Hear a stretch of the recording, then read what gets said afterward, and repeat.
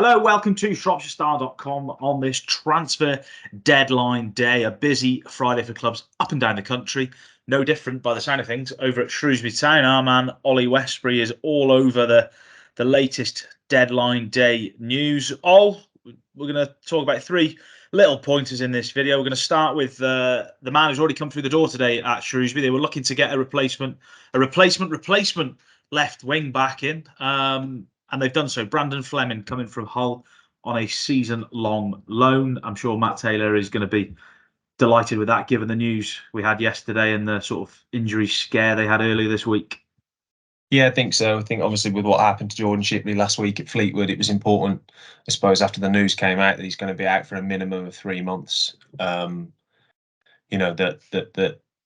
they find a replacement. Obviously, Mal Benning will probably play there tomorrow.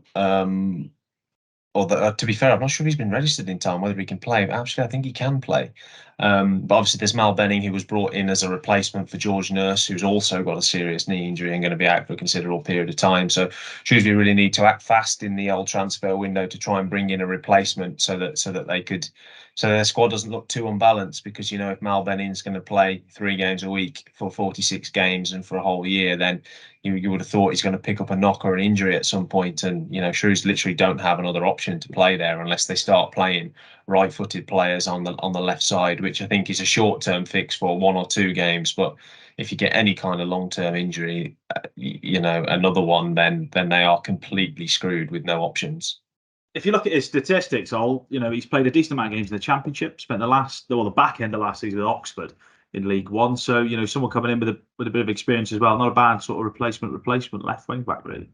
Yeah, it's one of those things where it's always hard to know how effective that he will be. It does look like a solid replacement for Jordan Shipley. I mean, I found his interview very interesting. The fact that he's coming out on loan to come and play games.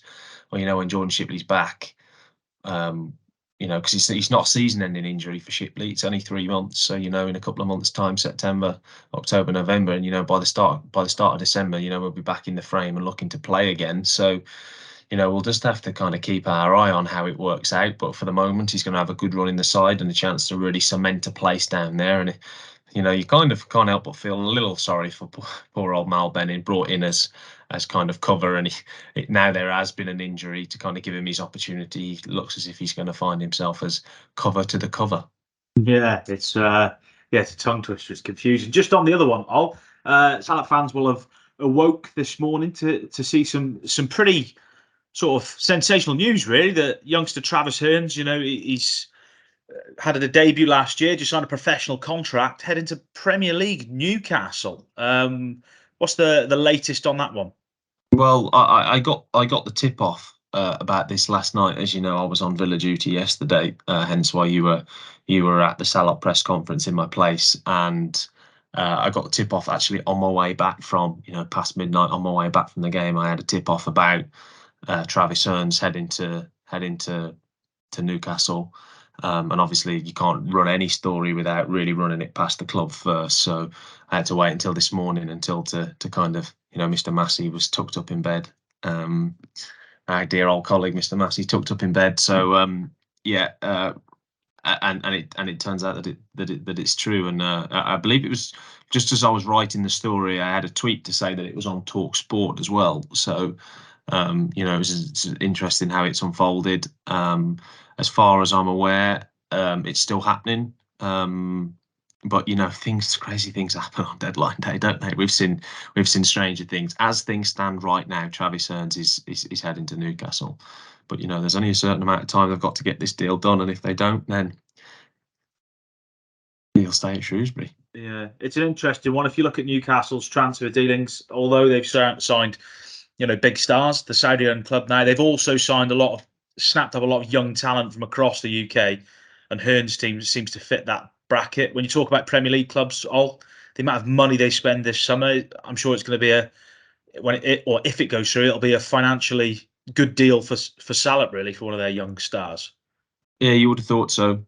We don't really know too much about what the actual fee is. I've had a few people ask me, but not actually aware of what the fee is. But what I do know is there's a 20% sell-on clause, which is, if he turns out to be a future star, and I mean, I was talking about this with somebody last night that like sell-on clauses are different. I saw that one with Mateus Nunes from Wolves. That I'm not sure what was it. Sporting, they got 1.5 million out of the deal because the sell-on clause is on profit, isn't it? Yeah. I didn't realise that it's not on the whole fee; it's on the profit that you make on the player. So, if Shrewsbury, I don't know, if I make up a figure of 100,000, they sell Travis Hernes for 100,000, and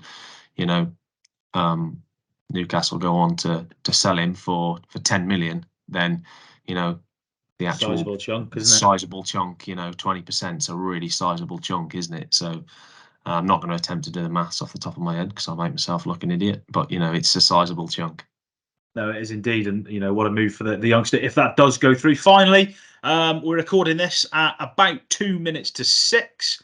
There is a few hours left of the window. Are we expecting more movement out the door or in the door at Salop? What's the latest you can bring the Salop fans on that?